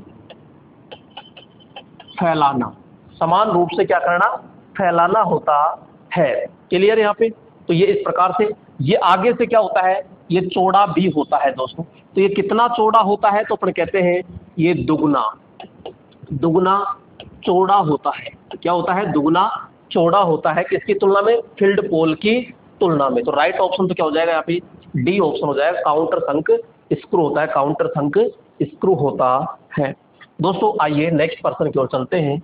19 नंबर प्रश्न है, डीसी जनरेटर की दक्षता यानी एफिशिएंसी क्या होती है। तो दोस्तों डीसी जनरेटर की दक्षता 60 से 80, 70 से 80, 85 से 95, तो राइट ऑप्शन तो क्या हो जाएगा यहाँ पे, सी ऑप्शन होता है। नेक्स्ट दोस्तों आपको यहाँ पे और चीज ये समझनी है कि जो दक्षता होती है, दक्षता जो होती है, दक्षता यानी एफिशिएंसी, ये क्या होती है, तो हम कहते हैं कि आउटपुट बटा क्या होता है, इनपुट, इनटू में 100। तो ये चीज ध्यान रखिएगा, ये आपको एक तो सूत्र याद होना चाहिए। दूसरी चीज यहां होता है कि अधिकतम जो दक्षता होती है इसकी शर्त क्या है, अधिकतम दक्षता की शर्तें क्या है, तो पहली शर्त ये है कि भैया जो ताम्र हानि होती है ना, ताम्र हानि होती है वो आपकी लोह हानि के क्या होती है, लोह हानि के बराबर होती है। अगर ताम्र हानि और लोह हानि आपस में बराबर है तो आपका जनरेटर अधिकतम दक्षता पे क्या करेगा, कार्य करता है। दूसरा इसी को आप कह सकते हो कि जो ताम्र हानि होती है, ताम्र हानि और लोह हानि जो होगी, यहाँ पे बात करेंगे इसका अनुपात क्या होना चाहिए, 1 होना चाहिए। नंबर 3 बात करेंगे कि ताम्र हानि और माइनस लोह हानि, इसका अंतर कितना होना चाहिए, 0 होना चाहिए। तो ये यहाँ पे तीनों चीजें अगर आपको समझ में आ रही है तो यहाँ पे अधिकतम दक्षता ज्ञात हो जाती है। तो राइट ऑप्शन क्या हो जाएगा, यहाँ पे सी ऑप्शन होता है। आइए नेक्स्ट दोस्तों बात करेंगे यहाँ पे जनरेटर में अवशेष चुंबकत्व समाप्त होने के कारण हो सकता है। दोस्तों मैंने बताया था आपको शुरू में भी कि जो अवशेष चुंबकत्व है, अवशेष चुंबकत्व क्या हो गया, समाप्त हो गया। अब समाप्त हो गया तो क्यों हो गया, यही तो पूछ रहा है क्यों हो गया। नंबर 1, जब बहुत अधिक दिनों तक उसको काम में नहीं लिया गया हो। नंबर 2, शॉर्ट सर्किट हो गया हो। नंबर 3, बहुत अधिक लोड हो। और नंबर 4 यहाँ पे क्या हो जाएगा, तो बहुत अधिक हो। पहला मैं लिख ही देता हूँ, नंबर 1 कारण, यानी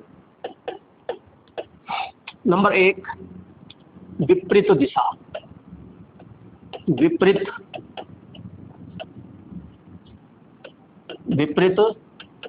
दिशा। नंबर 2 अधिक लोड पर चला दिया जाए। नेक्स्ट शॉर्ट सर्किट, ठीक है, विपरीत दिशा हो गया, अधिक लोड हो गया, शॉर्ट सर्किट हो गया, और एक आता है अधिक दिनों तक उपयोग न लेना, अधिक दिनों तक उपयोग नहीं लेना। तो ये मेरे दोस्तों ये अवशिष्ट चुंबकत्व नष्ट होने के क्या है, कारण होते हैं। तो अत्यधिक परिवर्तित लोड होना, अति उत्तेजना होना, कंपन होना, शरीर के ताप क्रम में वृद्धि। एक होता है मेरे दोस्तों अधिक तापमान, अधिक, क्योंकि वैसे तो यहाँ जैसे कहा गया है कि शॉर्ट सर्किट होगा तो अधिक तापमान होगा, अधिक तापमान। तो समाप्त होने का कारण हो सकता है परिवर्तित लोड, जी नहीं, उत्तेजित होना, कंपन होना, मशीन के ताप क्रम में वृद्धि होना।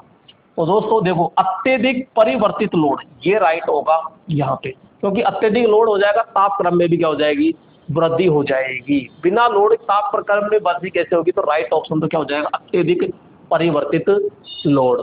ठीक है, तो यहाँ पे राइट ऑप्शन हो जाएगा आपका ए। अगला प्रश्न देखिएगा, इंटरपोल की वाइंडिंग आर्मेचर के साथ किस प्रकार से जुड़ी होती है। दोस्तों यहाँ पे अपन ने कहा था कि ये बीच में आर्मेचर है और यहाँ पे आपका ये फील्ड पोल होते हैं, और ये फील्ड पोल होते हैं। तो यहाँ पे बात करते हैं कि ये इंटरपोल होते हैं। ये क्या होते हैं, तो इंटरपोल होते हैं।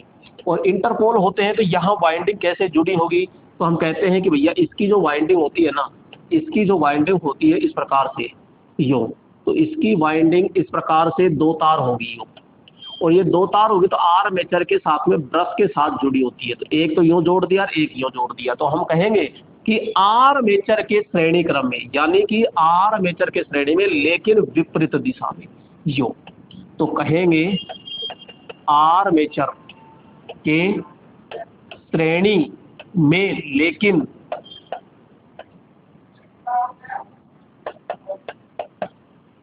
विपरीत दिशा में, ठीक है। समांतर आधी श्रेणी आधी नहीं, ओनली फॉर श्रेणी। तो मैंने तो खैर पूरा लिख दिया, श्रेणी क्रम में होगी लेकिन विपरीत दिशा में। ये जैसे आर्मेचर वाइंडिंग है तो ये आपकी कौन सी होगी, इंटरपोल वाइंडिंग होती है। तो इस प्रकार से होती है दोस्तों, ठीक है, राइट ऑप्शन लगा ही दिया। नेक्स्ट यहाँ पे चलते हैं 22 नंबर, डीसी जनरेटर में ब्रशों का क्या कार्य होता है। तो सीधी सी बात है कि जैसे कि यहाँ पे ये इस प्रकार से होगा और ब्रश लगी जाती है यहाँ, तो यहाँ आर्मेचर होता है, वहाँ पे ईएमएफ है, और ईएमएफ से ब्रश क्या करती है, करंट को लेती है, तो अपन कहेंगे कम्यूटेटर। कम्यूटेटर से ईएमएफ को एकत्रित करना, एकत्रित करना, कम्यूटेटर से धारा प्राप्त करना, बिल्कुल सही बात है। कम्यूटेटर में सुधार वृद्धि नहीं, कम्यूटेटर से केवल धारा, क्योंकि ईएमएफ के साथ में ही क्या होता है, करंट होता है, दोनों साथ साथ ही तो रहते हैं। तो राइट ऑप्शन हो गया यहाँ पे, तो इसमें कोई दिक्कत नहीं है। नेक्स्ट 23 नंबर, डीसी मशीन का दिक् परिवर्तक किसकी तरह कार्य करता है। दोस्तों यहाँ पे बात करते हैं दिक् परिवर्तक। दिक् परिवर्तक उपनाम की मैं बात करूं तो कम्यूटेटर, खंडित वलय, विभक्त,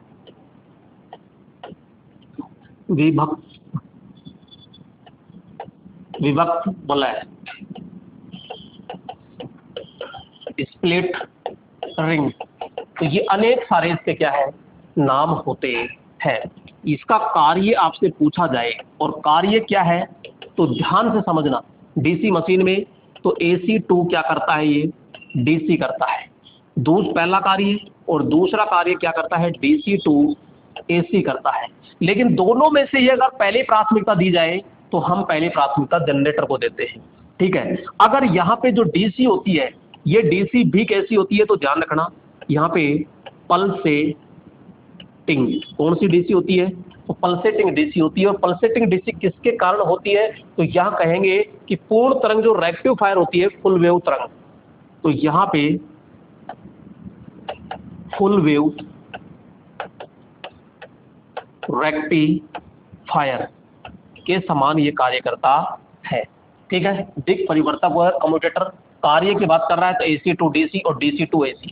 यहाँ पे मैं कहूँगा DC, अगर जनरेटर में पूछ ले तो AC2 क्या करता है, DC करता है, और मोटर के अंदर पूछ ले तो ध्यान रखना ये DC को किस में चेंज करता है, AC के अंदर चेंज करता है।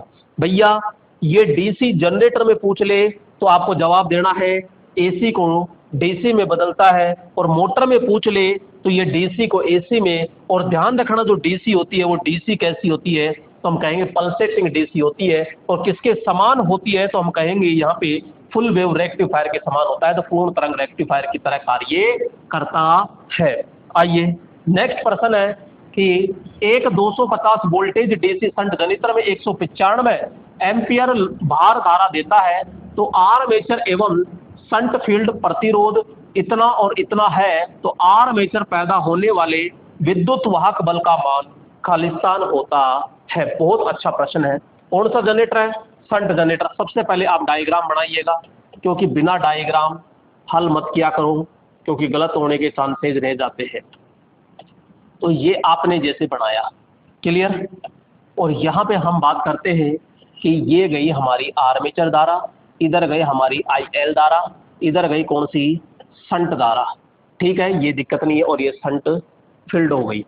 यहाँ पे अब आपको क्या क्या दे रखा है, 250 वोल्टेज DC शंट जनित्र है, तो यहाँ पे और 195 धारा देता है, V का मान है यहाँ पे 250 वोल्टेज, IL का मान दे दिया इसने 195 एम्पियर। दोस्तों ध्यान रखना, भार धारा का मतलब होता है लोड धारा, ठीक है। फिर आगे कह रहा है आर्मेचर एवं शंट फील्ड प्रतिरोध, तो आर्मेचर प्रतिरोध तो कितना है, RA बराबर कितना है, यहाँ पे कहेंगे 0.05 ओम।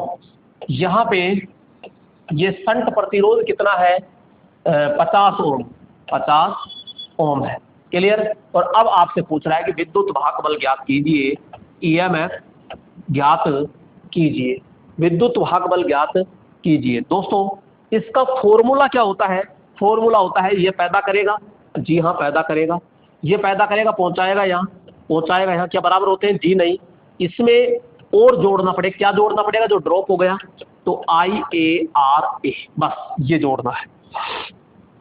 तो चलते हैं यहाँ पे, सबसे पहले V, तो V है हमारे पास में 250 प्लस में IA, अब IA नहीं है हमारे पास में, तो जब IA आपके पास में नहीं है तो हमको पता है कि IA बराबर होता है यहाँ पे शंट प्लस में आई एल, ये तो आई एल तो है, लेकिन अब क्या निकालना है आपको, आई एस एच। तो भैया आई एस एच बराबर होता है V upon R S H. तो V कितना है, तो यहाँ पे 250 है, तो ये 250 वोल्टेज आ गया। आर एस एच कितना है, आर एस एच 50 है, तो भैया 50 से ये जाएगा कितनी बार, 5 बार जाएगा। तो यहाँ पे आई एस एच बराबर बोलो कितना आ जाएगा, 5 एम्पियर। तो यहाँ पे रखिएगा भैया 5 एम्पियर, और आई एल ऑलरेडी 195 है, तो यहाँ पे बोलो आई ए बराबर 200 आएगा कि नहीं आएगा, 200 एम्पियर। तो यहाँ पे लिखेंगे आई ए बराबर कितना है, 200। आर ए कितना है, तो मैं कहूँगा 0.5 है। क्लियर। ये अब दोस्तों इसकी काटा पीटी कर दीजिए। तो यहाँ पे 2 और 5, 5 दूनी 10 हो गया, 2 जीरो है तो 2 जीरो लगा दी भैया, 2 संख्या छोड़ के पॉइंट लगाना है तो यहाँ पे पॉइंट लग गया। प्लस में यहाँ पे 250 है, तो ये 250 और 10 कितना हो गया, 260 वोल्टेज आपका राइट ऑप्शन हो गया, और यही तो हमारा आंसर है। तो 260 राइट ऑप्शन क्या हो जाएगा, यहाँ पे बी ऑप्शन होता है। बोलो समझ में आया कि नहीं आया दोस्तों। तो यहाँ पे आप डायरेक्ट आई ए ये मत रख देना, क्योंकि ये तो लोड धारा है मेरे दोस्तों। ये तो आई ए निकालने के लिए I S H plus I L होता है, क्योंकि यहाँ पे देखो ये धारा है, ये धारा 2 भागों में बट गए, तो इस धारा को और इस धारा को क्या करेंगे, हम जोड़ देंगे, दोनों धाराएं जुड़ जाएगी, तो यहाँ पे आई ए निकल जाएगी। तो आई एस एच कैसे ज्ञात करते हैं, बी बटा आर एस एच से ज्ञात कर लेते हैं। आइए नेक्स्ट प्रश्न पे चलते हैं। किसी आर्मेचर वाइंडिंग का संवाहक, संवाहक का मतलब होता है चालक, चालक में किसी पर दिक् परिवर्तक से जोड़ा जाता है। तो दोस्तों यहाँ आर्मेचर वाइंडिंग का जो संवाहक होता है में से किस पर दिक् परिवर्तक से जोड़ा जाता है, तो दोस्तों यहाँ पे सीधा कह रहा है, वैसे मैं बार बार कई बार बता चुका, ये प्रश्न आ चुका है बार बार, तो ये है, ये इस प्रकार से कह रहा है कि ये जो वाइंडिंग है ना, ये आपके कम्यूटेटर पर किससे जुड़ रही है, तो मैं कहूँगा भैया यहाँ पे एक इस प्रकार का होता है, और इसे हम कहते हैं क्या, राइजर। क्या कहते हैं, राइजर कहते हैं। और राइजर होता है जो कलंगी होता है, तांबे का होता है, अर्धचंद्राकार होता है, और इस पर सोल्डरिंग के द्वारा जोड़ा जाता है, तो हम कहेंगे राइजर, या फिर राइट ऑप्शन हो जाएगा। दिक् परिवर्तक से जोड़ा जाता है तो राइजर के द्वारा जोड़ा जाता है, तो यहाँ पे ठीक है, इस प्रकार से होता है, तो ये होता है, और यहाँ सोल्डरिंग के द्वारा जोड़ा जाता है। आइए नेक्स्ट, जनित्र के द्वारा उत्पन्न ऊर्जा होती है। दोस्तों यहाँ पे सीधा सा है कि जो हमारी मोटर होती है, यहाँ पे बात करते हैं, इस प्रकार से मशीन है ये, तो यहाँ पे विद्युत बढ़ेगी तो विद्युत होगी, और यहाँ पे ये क्या है, यांत्रिक ऊर्जा। तो यहाँ कौन सी है, ये तो यांत्रिक ऊर्जा है, और यहाँ पे कौन सी है, तो मैं कहूँगा विद्युत ऊर्जा। तो यानी कि आपका जो डीसी जनरेटर क्या काम कर रहा है, तो मैं कहूँगा मेरे दोस्तों कि ये शुरू में यांत्रिक ऊर्जा होती है, यांत्रिक ऊर्जा तो क्या करता है, ये विद्युत ऊर्जा क्या करता है, विद्युत ऊर्जा। ये तो उत्पन्न ऊर्जा क्या करता है, लास्ट में देता क्या है, तो अपन कहेंगे विद्युत ऊर्जा देता है। ये लो, डी ऑप्शन आपका क्या होता है, राइट ऑप्शन होता है। नेक्स्ट, एक 6 ध्रुव सिंप्लेक्स तरंग कुंडलित आर्मेचर में धारा के समांतर पथ होते हैं, धारा के समांतर पथ होते हैं। दोस्तों यहाँ पे 2 प्रकार की वाइंडिंग होती है, एक होती है लैप वाइंडिंग और एक होती है वेव वाइंडिंग। 2 वाइंडिंग होती है, लैप और वेव। इसके अंदर आप ये कह सकते हैं कि जो लैप वाइंडिंग होती है ना, वो एक प्रकार से कौन सी वाइंडिंग होती है, तो मैं कहूँगा समांतर वाइंडिंग। कौन सी होती है, समांतर। तो ये कौन सी होती है, श्रेणी वाइंडिंग। अरे श्रेणी में धारा समान होती है, जो समान होता है उसे निम्न कर दो और वोल्टेज को क्या कर दो, ज्यादा। तो ये चीज क्लियर हो गई। समांतर में क्या समान होता है, तो वोल्टेज समान होता है, जो समान होता है वो निम्न होता है, तो धारा को क्या कर दो, उच्च। तो ये चीज ध्यान रखिएगा एक तो। दूसरी चीज हम ये कहते हैं कि जो लैप वाइंडिंग होती है, इसमें समांतर जो पथों की संख्या होती है, पथ, यहाँ पे जो पथ होते हैं वो ए बराबर क्या होते हैं, पी के। ए बराबर क्या होते हैं, पी के। जितने पोल होंगे उतने ही समांतर पथ होते हैं। इसमें वेव वाइंडिंग में भैया ए बराबर क्या होता है, बिल्कुल फिक्स होता है, ए बराबर केवल क्या होता है, 2 ही होता है। तो इसमें अपन ये कहेंगे लेप वाइंडिंग होती है ना, ये समांतर वाइंडिंग होती है और ये है निम्न वोल्टेज उच्च धारा पर कार्य करेगी और ये निम्न धारा उच्च वोल्टेज पर कार्य करती है। तो मेरे दोस्तों यहाँ पे कौन सी वाइंडिंग आई? तरंग। और तरंग कौन सी वाइंडिंग होती है? वेव। तरंग कौन सी होती है? तरंग। जबकि लेप वाइंडिंग को गमनागमन वाइंडिंग भी कहते हैं। तो तरंग यानी वेव हो गई। और वेव कुंडलन में आर्मेचर समांतर पथों की संख्या होती है, जो जबकि पोल कितने? 6। अरे भैया पोल हमारी तरफ से तो कितने ही रहे, हमें कोई मतलब ही नहीं है। सिंप्लेक्स कह रहा है तो सिंप्लेक्स के अंदर ए बराबर कितनी हो जाएगी? 2। तो यहाँ पे ये किसमें है? तो हम कहेंगे सिंप्लेक्स। अगर ये कह दे जैसे ड्यूप्लेक्स, तो ड्यूप्लेक्स में करना कुछ नहीं है, केवल 2 से इंटू करना है। तो ये 2 × 2 बराबर कितना हो जाएगा? तो मैं कहूँगा 4 हो जाता है। तो इस प्रकार ड्यूप्लेक्स, ट्रिप्लेक्स, इक्वा डुप्लेक्स ये होता है। क्लियर? राइट ऑप्शन तो इसमें क्या हो जाएगा? ये सिंप्लेक्स ही तो है। ठीक है, राइट ऑप्शन 2 हो जाएगा। अगला प्रश्न है इंटरपोलों का कार्य क्या है?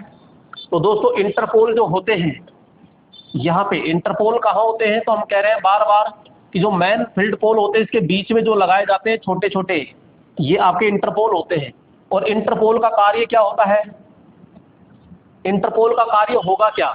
तो मैं कहूँगा इंटरपोल का कार्य होता है कि जो कम्यूटेटर के अंदर जो कम्यूटेशन दोष होता है, उस कम्यूटेशन दोष को क्या करना होता है? रोकना होता है। तो यहाँ पे कम्यूटेटर का चाल में वृद्धि जी नहीं, काउंटर ईएमएफ में वृद्धि जी नहीं, मुख्य क्षेत्र की सामर्थ्य वृद्धि जी नहीं, कम्यूटेटर पर स्पार्किंग को कम, क्योंकि यही तो कम्यूटेशन होता है कि जो कम्यूटेटर होता है उस पर स्पार्किंग हो जाती है तो वो कम्यूटेशन दोष कहलाता है। तो ये कम करने का कार्य करता है। तो राइट ऑप्शन क्या हो जाएगा यहाँ पे? ये। तो इस पर जो वाइंडिंग की जाती है ना, वो आर्मेचर के श्रेणी क्रम में लेकिन विपरीत दिशा में की जाती है। आइए नेक्स्ट 29 नंबर। एक शंट जनित्र 440 वोल्ट पर 40 एम्पियर लोड विद्युत धारा की आपूर्ति करता है। तो शंट वोल्टेज प्रतिरोध 220 ओम तथा आर्मेचर प्रतिरोध 0.8 ओम है। तो आर्मेचर विद्युत धारा की गणना कीजिए। बहुत अच्छा प्रश्न है दोस्तों। देखो आइए समझते हैं। शंट जनित्र है तो दिया क्या है? वोल्टेज दिया है, कितना है? 440 वोल्टेज है। और लोड धारा कितनी है? तो IL बराबर है 40 एम्पियर। ठीक है। और यहाँ पे शंट वोल्टेज प्रतिरोध है RSH बराबर होता है 220 ओम। आर्मेचर प्रतिरोध होता है 0.8 और EMF आपको ज्ञात करना है। इसका जो फॉर्मूला होता है E बराबर V + IA RA होता है दोस्तों। यहाँ पे आपको निकालना क्या है? तो आपको निकालना है यहाँ पे सबसे पहले IA बराबर होता है ISH प्लस में IL। लेकिन दोस्तों आपके पास में ISH नहीं है तो पहले ISH निकालिए। ISH क्या होता है? V बटा RSH। तो V कितना है? 440। RSH कितना है? 220। तो यहाँ पे मैं कहूँगा कि अगर 440 में 220 का भाग देते हो तो 2 एम्पियर आएगा कि नहीं आएगा? ISH यहाँ पे ISH रखिएगा 2 एम्पियर प्लस में क्या है? IL कितना है? 40, यानी बोलो 40। तो यहाँ पे IA बराबर कितना हो गया? तो मैं कहूँगा 42 एम्पियर होता है। अब रखो यहाँ पे V कितना है? 440 प्लस में IA कितना है? 42, RA कितना है? 0.8। तो ये 8 दूनी 16 और 8 चौक 32 और 1 33।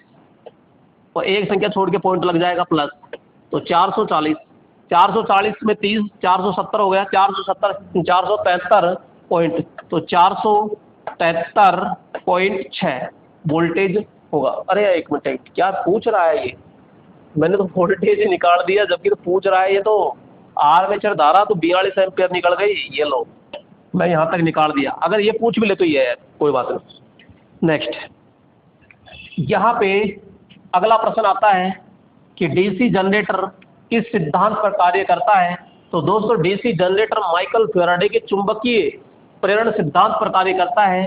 फैराडे के इलेक्ट्रोमैग्नेटिक इंडक्शन सिद्धांत पर, म्यूचुअल इंडक्टेंस, लेंज नियम पर, फैराडे के इलेक्ट्रोलाइसिस, जी नहीं, इस पे काम नहीं करता, इस पे काम नहीं करता। तो ये फैराडे के विद्युत चुंबक को ही क्या कहते हैं, इलेक्ट्रोमैग्नेटिक इंडक्शन सिद्धांत कहते हैं। तो ये आपका राइट ऑप्शन क्या हो जाएगा, यहाँ पे सही हो जाएगा दोस्तों। ठीक है, अगला प्रश्न 31 नंबर देखिएगा, जनरेटर के लिए कौन सा नियम लागू होता है? तो जनरेटर के लिए अपन कहते हैं जो फ्लेमिंग का दायां हाथ नियम होता है। फ्लेमिंग का दायां हाथ कहता है कि जो अंगूठा होता है ये आपके घूमने की दिशा, यानी चालक के घूमने की दिशा को दर्शाता है। पहली अंगुली जो है ये किसे दर्शाता है? तो पहली अंगुली चुंबकीय फ्लक्स को दर्शाता है और ये पैदा हुए ईएमएफ को दर्शाता है। इन तीनों को परस्पर 90 डिग्री पर इस प्रकार से रखिए कि परस्पर आपस में 90 डिग्री कोण हो। तो मैं कहूंगा जैसे कि यहाँ पे पहली अंगुली जो होती है, पहली अंगुली, तो पहली अंगुली क्या दर्शाएगी? तो चुंबकीय फ्लक्स, चुंबकीय फ्लक्स। यहाँ पे बात करेंगे दूसरी अंगुली, और दूसरी अंगुली क्या दर्शाती है? तो उत्पन्न ईएमएफ। और यहाँ पे अंगूठा, जो अंगूठा होता है ये अंगूठा क्या दर्शाएगा? तो मैं कहूंगा भैया अंगूठा जो होता है वो आपके क्या दर्शाएगा? चालक की दिशा, या आर्मेचर कह दो, आर्मेचर, या फिर आप कह सकते हो चालक के घूमने की दिशा। ठीक है, ये सारा का सारा खेल किसका है? दायां हाथ का, दायां हाथ। राइट ऑप्शन ये। तो डीसी जनरेटर में दायां हाथ और डीसी मोटर में आता है आपका बायां हाथ। ठीक है, तो यहाँ पे दाहिने हाथ की बात कर रहे हैं, दाहिने हाथ में इस प्रकार से होगा ये सारा का सारा, और बाएं हाथ की बात करते हैं तो बाएं हाथ में ये आपका डीसी मोटर के लिए होता है। नेक्स्ट अगला नंबर, ये अगला प्रश्न, एक 6 फेज है, जनरेटर में प्रत्येक फेज में वाइंडिंग के बीच में कला अंतर कितना होता है? तो भैया हमको पता है कि 360 डिग्री होता है और इसमें 6 फेज है, तो यहाँ पे 6 36 यानी कि पूरा 60 डिग्री आंसर आ जाएगा। तो राइट ऑप्शन इसमें मेरे ख्याल से आपको दिक्कत नहीं होनी चाहिए। एक मिनट, कला अंतर, तो विद्युत सही तो है, मस्त, तो इसमें कोई दिक्कत नहीं है।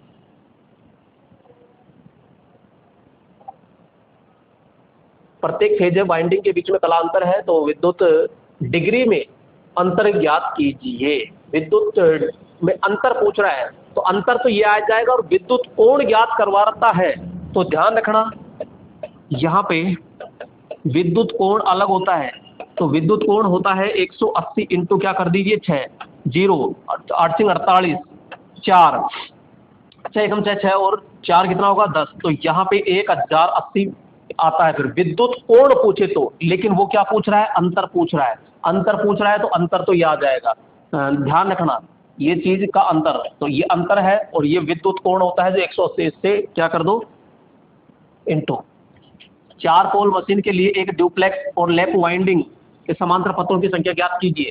दोस्तों अभी जस्ट मैंने समझाया था आपको कौन सी है, तो मैं कहूंगा लैप वाइंडिंग, और लैप वाइंडिंग में ए बराबर क्या होता है? पी।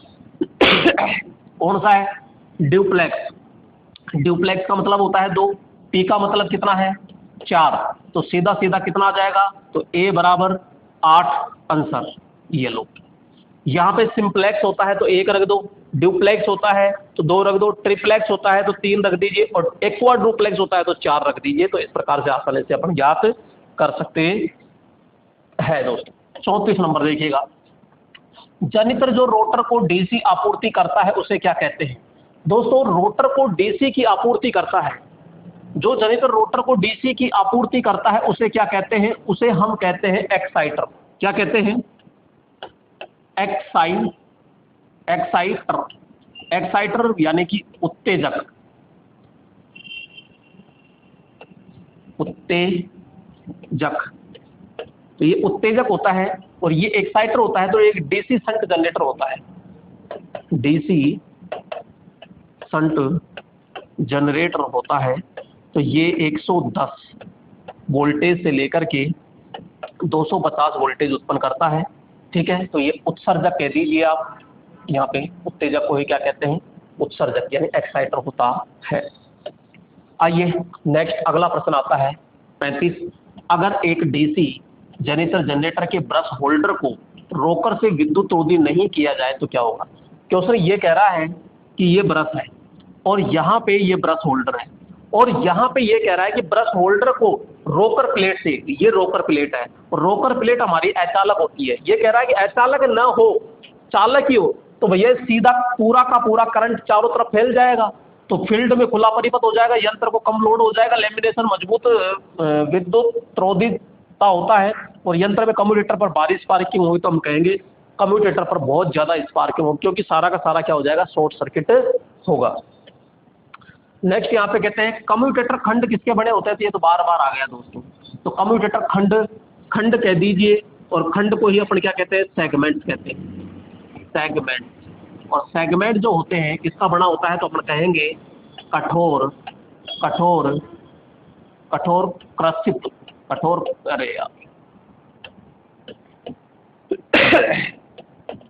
कृषित तांबा यानी हार्ड ड्रोन कॉपर, कठोर यानी कर्षित कठोर तांबा कह दो तो हार्ड ड्रोन कॉपर होता है। नेक्स्ट यहाँ पे 37 नंबर, कौन सा जनित्र अवशिष्ट चुंबकत्व के बिना भी वोल्टेज पैदा कर सकता है। दोस्तों यहाँ पे एक ये होता है ये, और इधर लोड दिया जाता है, ठीक है, और यहाँ पे हमारा एक ये होता है फील्ड वाइंडिंग, और यहाँ इसको अलग से ही सप्लाई दी जाती है, तो इसको अवशिष्ट चुंबकत्व की कहाँ हो सकता पड़ी, तो इसे कहते हैं पृथक उत्तेजित जनरेटर, पृथक उत्तेजित जनरेटर, पृथक उत्तेजित जनरेटर होता है। इसमें जो फील्ड वाइंडिंग होती है ना, ये पतले तार की होती है और अधिक लपेट, पतले तार अधिक लपेट की होती है। क्लियर, तो राइट ऑप्शन हो गया ये। नेक्स्ट बात करते हैं 38 नंबर, एक दिष्ट धारा संट जनित्र की पूर्ण भार पर वोल्ट का अभिलक्षण कितनी होती है। संट जनित्र की पूर्ण भार पर वोल्ट का अभिलक्षण कितना होता है। दोस्तों इसका संट जनित्र का जो अगर ग्राफ देखा जाए तो इसका ग्राफ होता है ये थोड़ा सा झुका होता है, यानी यहाँ IL होता है, ये V होता है, ये 0 होता है, तो थोड़ा सा नीचे झुकवा होता है, तो अपन कहेंगे झुकवा, इसी को कहते हैं ड्रूपिंग, ठीक है, थोड़ा सा झुकवा। राइट ऑप्शन क्या हो जाएगा, थोड़ा झुकवा होता है, तो यहाँ पे, ठीक है, इस प्रकार से होता है। नेक्स्ट होता है 39 नंबर, जब दिष्ट धारा श्रेणी जनित्र एक ट्रांसमिशन लाइन की श्रेणी में जुड़ता है तो क्या कहलाता है। दोस्तों ये कह रहा है कि श्रेणी क्रम में, ट्रांसमिशन लाइन के श्रेणी क्रम में जुड़ता है तो क्या कहलाता है, तो यहाँ पे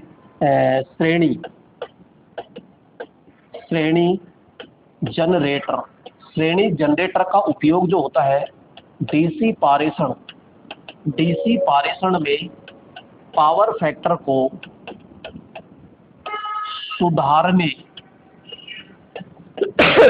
के लिए किया जाता है।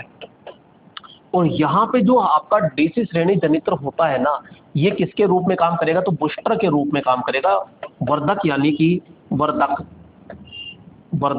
कि बूस्टर के रूप में कार्य करता है। तो राइट ऑप्शन क्या हो जाएगा, यहाँ पे ए ऑप्शन होता है। नेक्स्ट लीजिएगा दोस्तों सवाल, यहाँ पे 40 नंबर, एक दिष्ट धारा जनित्र में ब्रशों को उच्चतम दक्षता प्राप्त करने के लिए कहाँ रखा जाता है। दोस्तों ध्यान रखिएगा, ये इस प्रकार से होता है और ये आर्मेचर होता है। यहाँ पे मैं बात करूँ सीधा सा ये होता है, तो ये GNA होता है, और जो हमारी ब्रश होती है वो ब्रश होती है यहाँ पे, ठीक है, ये ब्रश होती है, और यहाँ पे जो होता है ना ये, तो ये होता है MNA, तो ये होता है MNA और ये होता है GNA। तो हमेशा क्या रखी जाती है, MNA पर रखा जाता है, तो यहाँ कहेंगे MNA यानी मैग्नेटिक न्यूट्रल एक्सिस पर रखा जाता है, तो दक्षता क्या होगी, अधिकतम होती है। दोस्तों ये थे अपने टॉप क्वेश्चन। तो दोस्तों आई होप आपको कैसा लगा, तो मैं आशा करता हूँ आपको ठीक लगा होगा। दोस्तों आपसे फिर मैं रिक्वेस्ट कर रहा हूँ, केवल आप कुछ मत कीजिए, अपने दोस्तों को जरूर ये शेयर कीजिएगा। ठीक है दोस्तों, फिर नेक्स्ट चैप्टर के साथ फिर मुलाकात करते हैं। तब तक के लिए जय हिंद मेरे दोस्तों। ठीक है दोस्तों, धन्यवाद।